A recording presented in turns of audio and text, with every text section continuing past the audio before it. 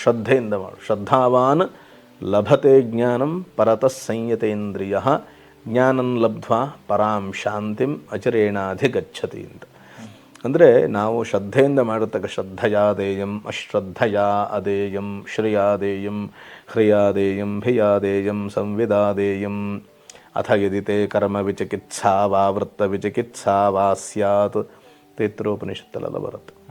ಅವನು ಒಟ್ಟಿನಲ್ಲಿ ಬೆಳಗ್ಗೆ ಎದ್ದು ಅವನು ದುಡಿತಾ ಇರ್ತಾನೆ, ಹೋಗ್ತಾ ಇರ್ತಾನೆ. ಏನಕ್ಕೆ ಹೋಗ್ತೀನಿ, ಏನು ಮಾಡ್ತಿದ್ದೀನಿ, ಏನು ಇವತ್ತಿನ ಜೀವನದಲ್ಲಿ ಮೌಲ್ಯ ನಾನು ಕಂಡುಕೊಂಡಿದ್ದೀನಿ, ಎಷ್ಟು ಹೊತ್ತು ನಾನು ಸಂತೋಷವಾಗಿದ್ದೀನಿ, ಅದು ಯಾವುದೂ ಇಲ್ಲ. ಯಾವಾಗ ನೋಡೋ ಫುಲ್ ಸೀರಿಯಸ್. ನಗು ಅನ್ನುವಂಥದ್ದೇ ಇವತ್ತಿನ ಕಾಲದಲ್ಲಿ ಜನಗಳಿಗೆ ಇಲ್ದಂಗಾಗಿದೆ. ಕಾರಣ ಏನು ಅಂತಂದರೆ ಇಲ್ಲದನ್ನು ತಲೆಗೆ ಹಚ್ಕೊಂಡಿರೋ. ಅದು ನಿತ್ಯಾನಿತ್ಯ ವಸ್ತು ವಿವೇಕದ ದೃಷ್ಟಿಯಿಂದನೇ ಭಗವಂತ ನಡೆಸುವಂಥದ್ದು. ಇದೆಲ್ಲವುದು ಸುಳ್ಳು ಕಣಪ್ಪ. ನಿಜವಾದ ಆನಂದ ಬೇರೆ ಇದೆ. ಯಾಕೆ ನಾವು ಭಗವಂತನ ಅನಿಸ್ಬೇಕಾಗಿತ್ತು? ಯಾಕೆ ಅವನನ್ನು ಹುಡುಕಬೇಕಾಗಿತ್ತು? ಇದರಲ್ಲೇ ನಿಂಗೆ ಸುಖ ಸಿಕ್ಕಿದ್ರೆ, ಆನಂದ ಸಿಕ್ಕಿದ್ರೆ ಯಾಕೆ ಬುಗುಲ ಜನಗಳಿಗೆ ಹೋಗಿ ಅಲ್ಲಿ ಎಳ್ಗಂಟು ಹಚ್ಚಿ ಬೂದ್ಗಡ್ಡಿ ಹಚ್ಚಿ ಪ್ರದಕ್ಷಿಣೆ ಮಾಡಿ ಬರೋವಂಥದ್ದು ಏನಿತ್ತು? ಹಾಗಾದರೆ ಇದಕ್ಕೆ ಎಲ್ಲದಕ್ಕೂ ಮೀರಿದ ಯಾವುದೋ ಒಂದು ವಸ್ತು ಇದೆ. ಅದರ ಆ ಒಂದು ಅಪರಿಮಿತವಾಗಿರತಕ್ಕಂಥ ಒಂದು ಆನಂದಕ್ಕೋಸ್ಕರ ಜನ ತುಡಿತಾ ಇದ್ದಾರೆ.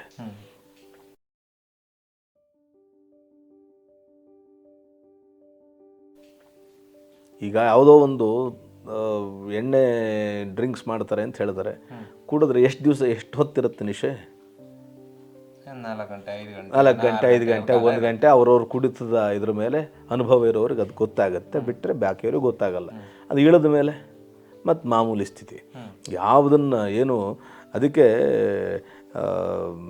ನೀರೇ ಇಲ್ಲದ ಜಳಕ ಮಾಡಿರಬೇಕಾ? ಜಳಕ ಮಾಡಿರಬೇಕು. ನೀರೇ ಇಲ್ಲದ ಜಳದಂಥ ಜಳಕ ಮಾಡಿರಬೇಕು. ಊಟ ಇಲ್ಲದ ಇದನ್ನು ಇದು ಮಾಡಿರ್ಬೇಕು. ಈ ಥರದ್ದು ಒಂದೊಂದು ತತ್ವಪದಗಳಲ್ಲಿ ದಾರ್ಶನಿಕರು ಬೇಕಾದಷ್ಟು ಹೇಳಿದ್ದಾರೆ. ಸೊ ಅಂಥ ನಶೆಯ ಒಳಗೆ ನಾವು ಇರಬೇಕು ಅಂತ. ಯಾವುದು ಒಂದು ಸತಿ ನಾವು ಅದನ್ನು ಪಡೆದ್ರೆ ಆನಂದದಲ್ಲಿರ್ತೀವೋ ಆ ಆನಂದ ಸ್ಥಿತಿಯನ್ನು ನಾವು ಪಡಿಬೇಕು. ಅದು ನಿಜವಾದ ಜೀವನದ ಪರಮೋಚ್ಚ ಗುರಿ ಅಂತ. ಅಲ್ಲಿ ತನಕ ಆಗುವಂಥದ್ದೇನಿದೆ ಎಲ್ಲವೂ ಕೂಡ ಶುಷ್ಕ ಅಂತ ಅನಿಸುತ್ತೆ ಒಂದು ಕಾಲಘಟ್ಟಕ್ಕೆ. ಅಲ್ಲಿವರೆಗೆ ರಿಯಾಲಿಟಿ ಅಂತ ಕಾಣುತ್ತೆ ನಮಗಷ್ಟೇ. ಸೊ ಅದನ್ನು ಪಡೆಯೋ ತನಕ ನಮಗೆ ಕ್ರಮಿಸೋ ತನಕ ವೇದಗಳು ಶಾಸ್ತ್ರಗಳು ಲೋಕನೀತಿಗಳೆಲ್ಲ ಹಾದಿ ತೋರಲು ನಿಶೆಯೊಳು ಉರಿಯುವ ಪಂಜುಗಳು. ಕತ್ಲಲ್ಲಿ ಇರತಕ್ಕಂಥ ಪಂಜುಗಳು. ಹಿಂದೆಲ್ಲ ಸ್ಟ್ರೈಟ್ ಲೈಟ್ ಇರ್ತಿತ್ತಿಲ್ಲ, ಪಂಜುಗಳನ್ನು ಹಚ್ಚಿಡೋರು. ವೇದಗಳು ಶಾಸ್ತ್ರಗಳು ಲೋಕನೀತಿಗಳೆಲ್ಲವೂ ಕೂಡ ಹೆಂಗೆ ಅಂತಂದರೆ ಹಾದಿ ತೋರಲು ನಿಶೆಯೊಳು ಉರಿಯುವ ಪಂಜುಗಳು. ದಾರಿ ತೋರಿಸೋದಕ್ಕೆ ಇರತಕ್ಕಂಥ ಬೆಳಕು ಅಷ್ಟೆ. ಸೌಧವೇರಿದವಂಗೆ ಡೆಸ್ಟಿನೇಷನ್ ರೀಚ್ ಆದಮೇಲೆ ನಭವ ಸೇರಿದವಂಗೆ ಬೀದೆ ಬೆಳಕಿಂದೇನೋ ಮಂಕುತಿಮ್ಮ. ನಿನ್ನ ಕರೆಂಟ್ ಹೋದ್ರು ಒಂದೇ ಇದ್ರೂ ಒಂದೇ.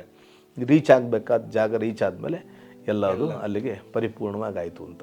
ಸೊ ಹಾಗಾಗಿ ಎಲ್ಲವೂ ಕೂಡ ತತ್ಕಥನಂ ತತ್ಶ್ರವಣಂ ಏತದೇಕ ಬ್ರಹ್ಮಾಭ್ಯಾಸ ಅಂತ. ಇವತ್ತು ಏನಾಗಿದೆ ಅಂತಂದರೆ ಏನಕ್ಕೇನ ಪ್ರಕಾರೇಣ ಪ್ರಸಿದ್ಧ ಪುರುಷೋಭವ ಅಂತ. ಯಾವುದೋ ಅವನು ವಿಲನ್ ಆಗಲಿ ಹೀರೋ ಆಗಲಿ ಒಟ್ಟಿನಲ್ಲಿ ನಾನು ಹೆಸರು ಮಾಡಬೇಕು ಜಗತ್ತಲ್ಲಿ, ನಾನು ಪಾಪ್ಯುಲಾರಿಟಿ ಗಳಿಸ್ಬೇಕು. ಅದಕ್ಕೆ ಏನಾಗುತ್ತೆ ಅಂದರೆ ಅನ್ನದಾತುರಕ್ಕಿಂತ ಚಿನ್ನದಾತುರ ತೀಕ್ಷ್ಣ, ಚಿನ್ನದಾತುರಕ್ಕಿಂತ ಹೆಣ್ಣು ಗಂಡು ಒಲವು.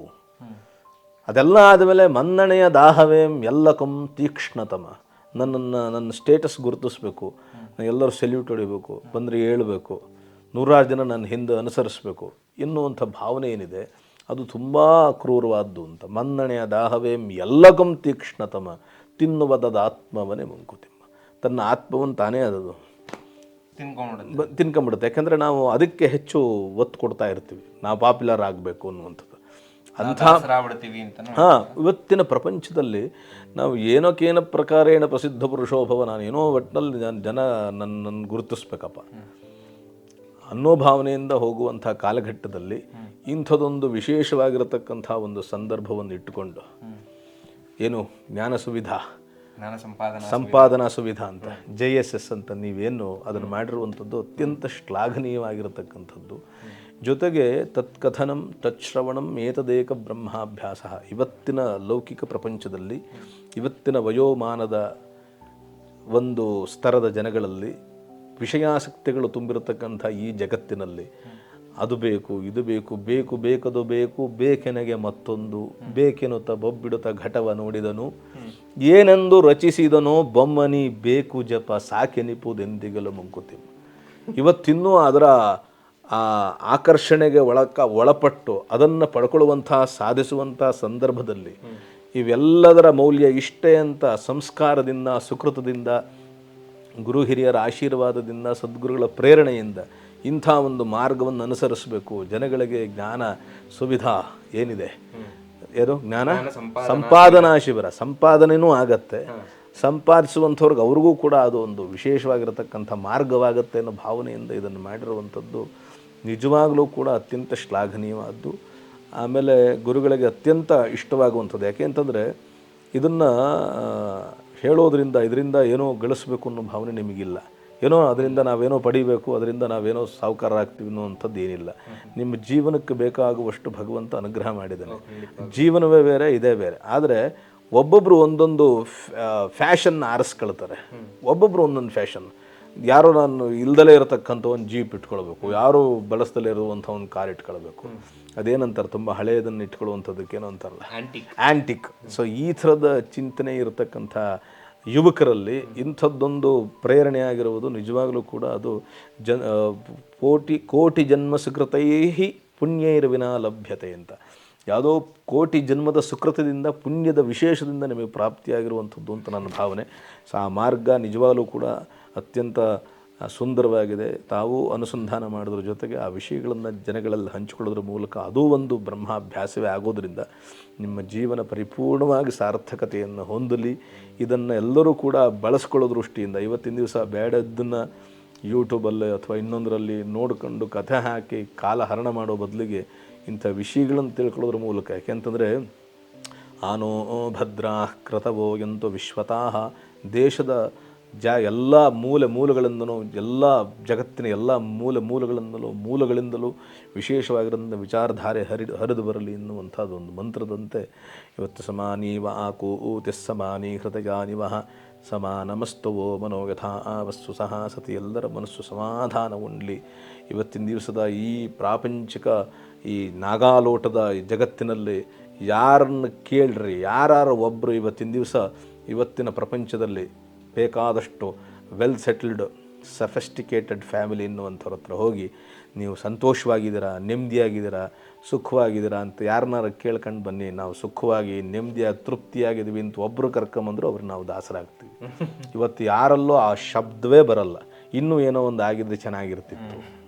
ಎಲ್ಲದು ಇದೆ ಸ್ವಾಮಿ, ಒಂದೇ ಒಂದು ಕರಿ ತಲೆ ನೋಡಿಬಿಟ್ರೆ ನಮ್ಮ ಜೀವನ ಅಲ್ಲಿಗೆ ಆಯಿತು.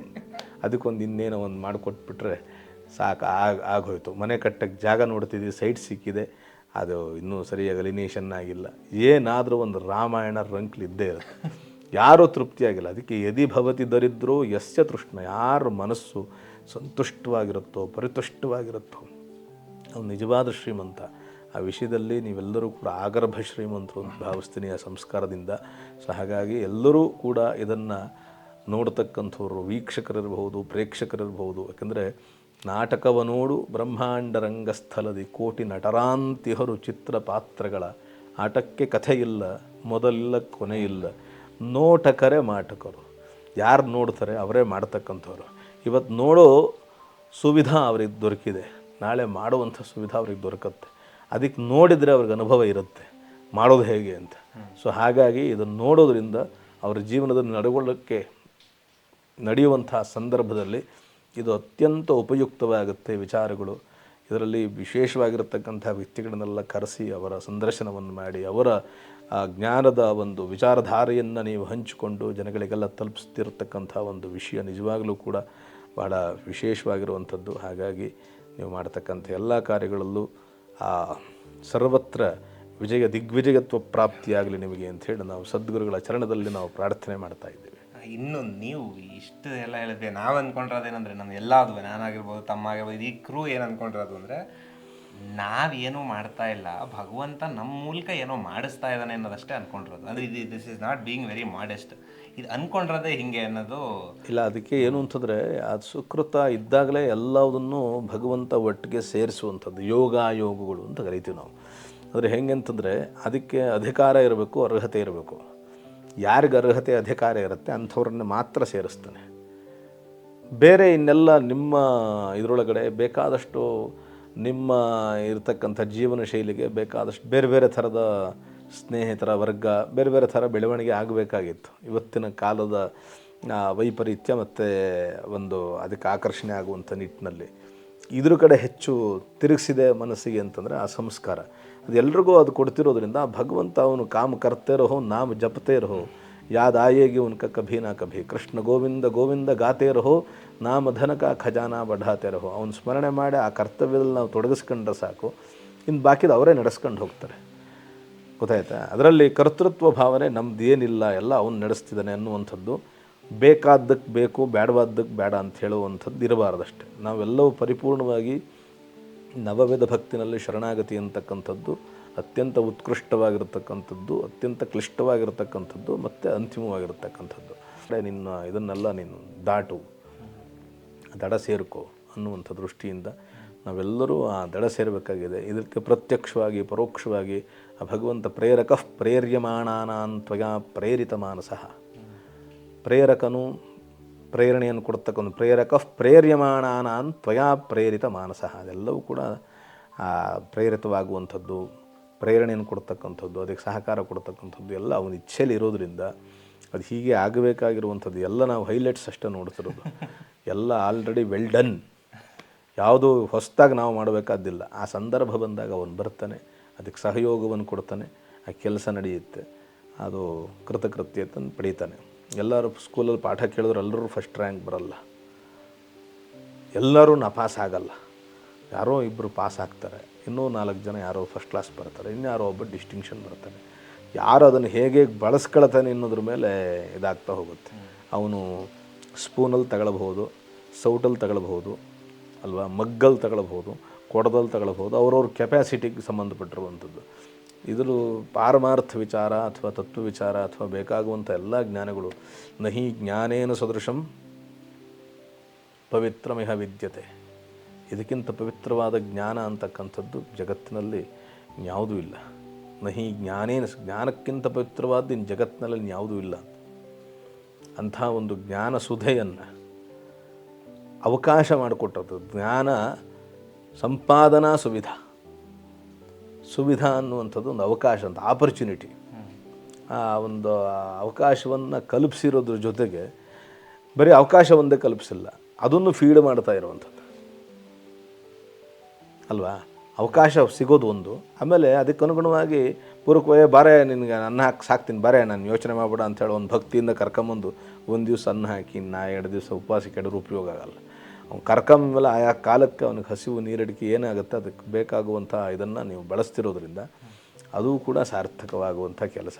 ಹಾಗಾಗಿ ಇದರಲ್ಲಿ ನೀವು ಕರ್ತೃತ್ವ ಭಾವನೆ ಇಟ್ಕೊಳ್ಳೋದಿದ್ರು ಕೂಡ ಅದು ಸಹಜವಾಗಿ ಲೌಕಿಕವಾಗಿ ಹೇಳ್ಬೇಕಾದ್ರೆ ನಾವು ಅದನ್ನೇ ಹೇಳಬೇಕಾಗತ್ತೆ. ಯಾಕೆ ಅಂತಂದರೆ ನಾನು ದುಡ್ಡು ಇಸ್ಕೊಂಬರಕ್ಕೆ ಹೋಗಿರ್ತೀನಿ, ದುಡ್ಡು ಇಸ್ಕೊಂಬರಕ್ಕೆ ಹೋಗ್ತಾನೆ, ನನಗೇನೋ ಅನಿವಾರ್ಯ ಕಣೆ ನಂಗೆ ದುಡ್ಡು ಕೊಡೆ ಅಂತ ಹೋಗಿ ಕೇಳ್ತೀನಿ. ಆಮೇಲೆ ದುಡ್ಡು ಇಸ್ಕೊಂಡು ಬಂದಮೇಲೆ ಕೊಟ್ಟೋನು ಇಸ್ಕೊಂಡೋನು ಎಲ್ಲ ಪರಮಾತ್ಮ ಒಬ್ಬನೇ ನೋಡ್ಕೊಂತಾಗ ನೀನು ಯಾಕೆ ಯೋಚನೆ ಮಾಡ್ತೀನಿ ಅಂದರೆ ಕಪಾಳಕ್ಕೆ ಹೊಡಿತಾನೆ. ಯಾಕೆಂದರೆ ಇಸ್ಕೋಬೇಕಾದ್ರೆ ನನ್ನ ಆ ಭಾವನೆ ಕರ್ತೃತ್ವ ಭಾವನೆ ಇತ್ತು, ನನಗೆ ಬೇಕು ಅನಿವಾರ್ಯ ಅಂತ. ಕೊಡ್ಬೇಕಾದ್ರೆ ಶಿವಿದಂತ ಕೊಡ್ತಾನೆ ಅಂದರೆ ಅವನು ಹೋಗಿ ಶಿವನ ಕೇಳೋಕ್ಕಾಗತ್ತೆ. ಇಂಥ ಪರಿಸ್ಥಿತಿಗಳು ಒದಗುತ್ತೆ. ಹಾಗಾಗಿ ನಾವು ಲೌಕಿಕವಾಗಿ ಮಾತಾಡುವಾಗ ಎಲ್ಲವೂ ಕೂಡ ನಿಮ್ಮ ತಂದೆ ತಾಯಿಯರ ಆಶೀರ್ವಾದ, ನಿಮ್ಮ ಅಜ್ಜ, ನಿಮ್ಮ ಪೂರ್ವಿಕರ ಏನಿದೆ. ಏಕೆಂದರೆ ನಾವು ಒಬ್ಬರೇ ಅಂತ ಅನ್ಕೊಳ್ತೀವಿ, ನಮ್ಮ ಹಿಂದೆ ನಮ್ಮ ತಲೆಯೊಳಗೆ 100 ಜನ ಇರ್ತಾರೆ. ನಿಮ್ಮ ತಲೆಯೊಳಗೆ ಅಂಥ ಸಾತ್ವಿಕರೇ 100 ಜನ ಇರೋದ್ರಿಂದ ಒಬ್ಬೊಬ್ಬರು ಒಂದೊಂದು ಇಂಥದ್ದು ಮಾಡು ಅಂಥದ್ದು ಮಾಡು, ನಿಮ್ಮ ಅಜ್ಜ ಒಂದು ಹೇಳ್ತಾನೆ, ನಿಮ್ಮ ಮುತ್ತಜ್ಜ ಒಂದು ಹೇಳ್ತಾನೆ, ಎಲ್ಲರೂ ನಮ್ಮ ಒಳಗೆ ಇದ್ದಾರೆ. ಅವರು ಒಬ್ಬೊಬ್ಬರು ಒಂದೊಂದು ಸತಿ ನುಡಿಸ್ತಾರೆ, ಒಂದೊಂದು ಸತಿ ಮಾತಾಡ್ತಾರೆ. ಹಾಗಾಗಿ ಆ ಕ್ರಿಯೆಗಳು ಅದರ ಆ ಪಥದಲ್ಲಿ ಇದಾಗ್ತಾ ಹೋಗುತ್ತೆ. ಸೊ ಹಾಗಾಗಿ ಎಲ್ಲರಿಗೂ ಯಾಕೆ ಈ ಆಲೋಚನೆಗಳು ಬರಲ್ಲ? ಬೇಕಾದಷ್ಟು ಜನದ ವಿದ್ಯಾವಂತರಿದ್ದಾರೆ, ತಿಳುವಳಿಕೆಸ್ಥರಿದ್ದಾರೆ, ಎಲ್ಲರಿಗೂ ಬರ್ತಿಲ್ವಲ್ಲ. ಯಾರಿಗೋ ಬರಬೇಕು ಅಂತಂದರೆ ಅವ್ರು ಯಾವುದೋ ವಾಸನೆ ಬಲ ದೃಢವಾಗಿರಬೇಕು. ಹುಟ್ಟಿದ್ದಕ್ಕೆ ಕಾಲ ಕಳೆದನಲ್ಲ, ಜ್ಞಾನ ಬರಲಿಲ್ಲ, ಕಾಲದೂತರು ಬಂದು ಎಳೆವಾಗ ಏನ ಹೇಳಲಿ ಸೊಲ್ಲ. ಕಾಲದೂತರು ಬಂದು ಎಳೆವಾಗ ಏನು ಹೇಳಲಿ ಸೊಲ್ಲ. ನನಗೇನೋ ಕೆಲಸ ಇತ್ತು, ಇನ್ನೇನೋ ಪೆಂಡಿಂಗ್ ಇದೆ, ಯಾರೋ ದುಡ್ಡು ಬರೋದಿದೆ, ಇನ್ನೇನೋ ಕೆಲಸ ಇದೆ ಪೆಂಡಿಂಗ್, ಏನೂ ಕೇಳಲ್ಲ. ಕ್ಷಣಂ ಚಿತ್ತಂ ಕ್ಷಣಂ ವಿತ್ತಂ ಕ್ಷಣಂ ಜೀವತಿ ಮಾನವ ಯಮಸ್ಯ ಕರುಣಾ ನಾಸ್ತಿ ಧರ್ಮಸ್ಯ ತ್ವರಿತಾಗತಿ. ಇದು ಪ್ರತಿಯೊಬ್ಬರೂ ಕೂಡ ಅನುಸರಿಸಬೇಕಾಗಿರತಕ್ಕಂಥದ್ದು. ಕ್ಷಣವಾದ ಚಿತ್ತ, ಕ್ಷಣಭಂಗುರವಾಗಿರತಕ್ಕಂಥ ಚಿತ್ತ, ಕ್ಷಣವಿತ್ತ. ಇವತ್ತು ನಮ್ಮ ಹತ್ರ ಹಣ ಇರುತ್ತೆ, ನಾಳೆ ಹಣ ಇರಲ್ಲ. ಹಣವ ಗಳಿಸಬೇಕೆಂಥದ್ದ, ನರ ಜನರಿಗೆ ಕಾಣಿಸದಂಥದ್ದ, ಬಚ್ಚಿಟ್ಟ ಧನವನ್ನು ಬಯಲೊಳಗಿಟ್ಟರು ಯಾರು ಮುಟ್ಟದಂಥದ್ದ, ಹಣವ ಗಳಿಸಬೇಕು ನೀನು ಇಂಥದ್ದ, ಅಂಥ ಹಣವನ್ನು ಗಳಿಸಬೇಕು, ಅಂಥ ಹಣವನ್ನು ಗಳಿಸುವಂಥ ಯೋಗ್ಯತೆ ಶಕ್ತಿ ಪರಿಪೂರ್ಣವಾಗಿ ನಿಮಗೆ ಸದ್ಗುರುಗಳು ಕರುಣಿಸ್ಲಿ ಅಂಥೇಳಿ ನಾವು ಪ್ರಾರ್ಥನೆ ಮಾಡ್ತೀವಿ. ಧನ್ಯವಾದಗಳು. ನೀವು ಇಡೀ ಜೀವನದಲ್ಲಿ ತುಂಬ ಫೇಸಸ್ ಆಫ್ ಜೀವನನ ಕಗ್ಗದ ಸಹಾಯದಿಂದ ಅದನ್ನು ಬಿಚ್ಚಿಟ್ಟಿದ್ದಕ್ಕೆ, ಅದನ್ನು ತುಂಬ ರಸವತ್ತಾಗಿ ಬಿಚ್ಚಿಟ್ಟಿದ್ದಕ್ಕೆ ತುಂಬ ತುಂಬ ಧನ್ಯವಾದಗಳು ನಿಮಗೆ. ಈ ಥರ ತುಂಬ ಮಾತಾಡೋದಿದೆ ಇನ್ನೂ. ಏನು ಅಂತಂದರೆ ಇದೆಲ್ಲವೂ ಕೂಡ ಅವರ ಕೃಪೆಯಿಂದ ಬಂದಿರುವಂಥದ್ದು. ಇದರಲ್ಲಿ ಪ್ರತ್ಯಕ್ಷವಾಗಿ ಪರೋಕ್ಷವಾಗಿ ಎನ್ನುವಂಥದ್ದಿದೆ. ನಾವು ಪರೋಕ್ಷವಾಗಿ ನಾವು ಭಗವಂತ ಕೊಟ್ಟಿರ್ತಕ್ಕಂಥ ಗಾಳಿ ಬೆಳಕನ್ನು ಸೇವಿಸ್ತಾ ಇದ್ದೀವಿ. ಇದ್ಯಾವುದು ನಾವು ಅದಕ್ಕೇನು ಚಾರ್ಜ್ ನಾವು ಕಟ್ತಿಲ್ಲ. ಹಾಗೆ ನಾವು ಪ್ರತ್ಯಕ್ಷವಾಗಿ ಅವರ ಅನುಗ್ರಹ, ಅವರ ಉಚ್ಛಿಷ್ಟ ಪ್ರಸಾದ, ಅವರ ಮಾತು ಕಥೆ, ಅವರ ಸಹವಾಸದ ಇದರೊಳಗಡೆ ನೆರಳಲ್ಲೇ ಬದುಕಿದಂಥವ್ರು. ನಮಗೆ ಅವ್ರು ಬಿಟ್ಟರೆ ಬೇರೆ ಪ್ರಪಂಚ ಗೊತ್ತಿಲ್ಲ. ನಾವು ಬೇಕಾದಷ್ಟು ಚರಿತ್ರೆಗಳನ್ನು ಕೇಳ್ತಾ ಇದ್ವಿ. ಯಾರೋ ಪುಣ್ಯಾತ್ಮರು ಹೇಳ್ತಿದ್ದು ಅಂಥವ್ರು, ಇಂಥವ್ರೊಬ್ಬರು ಅವಧೂತರಿದ್ದರು, ಇಂಥವ್ರೊಬ್ಬರು ಸತ್ಪುರುಷರಿದ್ದರು, ಅವ್ರು ಹಂಗಂತೆ ಹಿಂಗಂತೆ ಚರಿತ್ರೆ ಒಳಗೆ ಓದ್ತಿದ್ವಿ. ಆದರೆ ನಮಗೆ ಪ್ರಬುದ್ಧಮಾನಕ್ಕೆ ಬಂದ ನಂತರ ಇಂಥ ಒಬ್ಬರು ಸತ್ಪುರುಷರ ಮಹತ್ವರ ಸನ್ನಿಧಿನಲ್ಲಿ ನಾವಿದ್ದೀವಿ, ಅವರ ವಂಶಜರಾಗಿದ್ದೀವಿ, ಅವರ ರಕ್ತವನ್ನು ಹಂಚಿಕೊಂಡು ಹುಟ್ಟಿದ್ದೀವಿ. ಆದರೆ ನಾವು ಯಾವತ್ತಿದ್ರೂ ಕೂಡ ಯಥಾಧೇನು ಸಹಸ್ರೇಶು ವತ್ಸೋ ಇಂಗತಿ ಮಾತರಂ ತಥಾ ಪೂರ್ವಕೃತಂ ಕರ್ಮ ಕರ್ತಾರಮನುಗಚ್ಚತು ಅನ್ನೋ ರೀತಿಯಲ್ಲಿ ನಾವು ಧೇನುವಿನ ಒಂದು ಕರುವಾಗಿ ಅಮೃತಪಾನವನ್ನು ಮಾಡಬೇಕೇ ವಿನಃ ಉಣ್ಣೆಯಾಗಿ ಕೆಚ್ಚಲಿಗೆ ಅಂಟುಕೊಂಡು ರಕ್ತವನ್ನು ಹೀರೋ ಥರ ಆಗಬಾರದು. ಅವರ ಸದ್ವಿಚಾರಗಳನ್ನು ನಾವು ಜೀವನದಲ್ಲಿ ಅಳವಡಿಸ್ಕೊಂಡ್ರೆ ಮಾತ್ರ ಅವ್ರು ಹೇಳಿದಂಥ ವಾಕ್ಯಕ್ಕೆ ಅವರು, ಯಾಕೆಂದರೆ ಶಿಷ್ಯ ಪಾಪಂ ಗುರುರ ವ್ರಜೇತಂತ, ಶಿಷ್ಯ ಪಾಪವನ್ನು ಗುರು ಭರಿಸ್ಬೇಕಾಗತ್ತೆ. ರಾಷ್ಟ್ರಕೃತಂ ಪಾಪಂ ರಾಜಪಾಪಂ ಪುರೋಹಿತ, ಭಾರ್ಯಾಪಸ್ತ್ರೀಕೃತಂ ಪಾಪಂ ಶಿಷ್ಯ ಪಾಪಂ ಗುರುರ್ ವ್ರಜೇತಂತ. ಶಿಷ್ಯನಾಗಿರ್ತಕ್ಕಂಥವನು ಗುರುವಿನ ಉಪದಿಷ್ಟ ಪ್ರಕಾರದಲ್ಲಿ ನಡೆದೇ ಇದ್ದರೆ, ಅವನು ಹಾಕಿರತಕ್ಕಂಥ ಮಾರ್ಗವನ್ನು ಅನುಸರಿಸದೇ ಇದ್ದರೆ ಅವನು ಗುರುದ್ರೋಹ ಮಾಡಿದಷ್ಟು ಅವನಿಗೆ ಪಾಪ ಬರುತ್ತೆ. ಯಾಕೆಂದರೆ ಅನ್ಯಕ್ಷೇತ್ರೇ ಕೃತಂ ಪಾಪಂ ಪುಣ್ಯಕ್ಷೇತ್ರೇ ವಿನಶ್ಯತಿ, ಪುಣ್ಯಕ್ಷೇತ್ರೇ ಕೃತಂ ಪಾಪಂ ವಜ್ರಲೇಪೋ ಭವಿಷ್ಯತಿ ಅಂತ. ವಜ್ರವಾಗ್ಬಿಡುತ್ತೆ, ಅದನ್ನು ಮಾಡಿಫೈ ಮಾಡೋಕ್ಕೆ ಆಗಲ್ಲ, ವಜ್ರವಾಗ್ಬಿಡುತ್ತೆ. ಅನ್ಯಕ್ಷೇತ್ರದಲ್ಲಿ ಮಾಡಿರ್ತಕ್ಕಂಥದ್ದು ಪುಣ್ಯಕ್ಷೇತ್ರದಲ್ಲಿ ನಿವಾರಣೆ ಆಗುತ್ತೆ. ಪುಣ್ಯಕ್ಷೇತ್ರದಲ್ಲೇ ಕುಂತು ಮಾಡಿಬಿಟ್ರೆ ನೀನು ಮೂಲಾಜೆ ಇಲ್ಲ, ಅಲ್ಲಿ ಪೂರ್ತಿ ವಜ್ರಲೇಪೋ ಭವಿಷ್ಯತಿ ಅಂತ. ಹಾಗಾಗಿ ಎಲ್ಲರೂ ಕೂಡ ಸನ್ಮಾರ್ಗದಲ್ಲಿ ಹೋಗುವಂಥ ನಿಟ್ಟಿನಲ್ಲಿ ಎಲ್ಲರೂ ಈ ಒಂದು ಸುವಿಧಾ, ಆ ಒಂದು ಜ್ಞಾನ ಸಂಪಾದನಾ ಸುವಿಧೆಯಿಂದ, ಆ ಸುಧೆಯಿಂದ ಎಲ್ಲರೂ ಕೂಡ ಸಂತೋಷವಾಗಿ ಬಾಳಲಿ. ನಿಮಗೂ ಆಯುಸ್ಸು ಆರೋಗ್ಯ ಭಾಗ್ಯ ಭಗವಂತ ಕೊಟ್ಟು ಕಾಪಾಡಲಿ. ನಿಮ್ಮನ್ನು ನೋಡಿದ್ರೆ ಖುಷಿಯಾಗತ್ತೆ. ನಿಮ್ಮ ತಂದೆ, ನೀವು ಸಹೋದರರು ಎಲ್ಲರೂ ಕೂಡ ಈ ಒಂದು ಮಾರ್ಗದಲ್ಲಿ ಎಲ್ಲರೂ ಒಂದಾಗಿ, ಇದರಲ್ಲಿ ಆ ಸ್ವಾರ್ಥ ಅನ್ನೋದು ಬರಲ್ಲ. ಇದರಲ್ಲಿ ಏನಾಗುತ್ತೆ ಅಂದರೆ ವ್ಯಾವಹಾರಿಕ ಪ್ರಪಂಚದಲ್ಲಿ ನಾನು ಬೆಳಿಬೇಕು, ಅವನಿಗಿಂತ ನಾನು ಬೆಳಿಬೇಕು, ನಾನು ದುಡ್ಡು ಮಾಡಬೇಕು, ಈ ಥರದ್ದು ಆಲೋಚನೆಗಳಿರುತ್ತೆ. ಅಂಥದ್ರಲ್ಲಿ ಎಲ್ಲರೂ ಈ ಮಾರ್ಗಕ್ಕೆ ತೊಡಗಿಸ್ಕೊಂಡಿರೋದು ಅದು ಪೂರ್ವಜನ್ಮದ ಸುಕೃತವೇ ಸರಿ, ಗುರುಗಳ ಅನುಗ್ರಹವೇ ಸರಿ. ಇದರಲ್ಲಿ ಎರಡು ಮಾತಿಲ್ಲ. ಹಾಗಾಗಿ ಇನ್ನೂ ಚೆನ್ನಾಗಿ ನಿಮ್ಮ ಒಂದು ಯೂಟ್ಯೂಬ್ ಚಾನಲ್ ಚೆನ್ನಾಗಿ ಬೆಳೀಲಿ ಅಂದರೆ ಅರ್ಥಾತ್ ಅದರಿಂದ ನಿಮಗೇನು ಕಮಾಯಿ ಬರಲಿ ಅಂತ ಅರ್ಥ ಅಲ್ಲ. ಅದರಿಂದ ಜನಗಳಿಗೆ ಉಪಯೋಗ ಆಗಲಿ. ಜನಗಳಿಗೆಲ್ಲ ಇವತ್ತೇನಾಗಿದೆ ಅಂತಂದರೆ ಪುಸ್ತಕ ಓದಿದ್ರು ಇದಂತೂ ನೋಡ್ತಾರೆ. ಅದು ಇದು ನೋಡಬದಲು ಅವ್ರಿಗೂ ಕೂಡ ಜ್ಞಾನ ಪ್ರಾಪ್ತಿಯಾಗಿ ಇಂಥದನ್ನು ನೋಡುವಂಥ ಉತ್ಕಟಾಪೇಕ್ಷೆ ಅವರಲ್ಲೂ ಪ್ರೇಕ್ಷಕರಲ್ಲೂ ಬೆಳೀಲಿ ಅಂತ ನಾವು ಭಗವಂತನಲ್ಲಿ ಕೇಳ್ಕೊಳ್ತೇವೆ. ತುಂಬ ತುಂಬ ಧನ್ಯವಾದಗಳು. ಜೈ ಶ್ರೀರಾಮ್.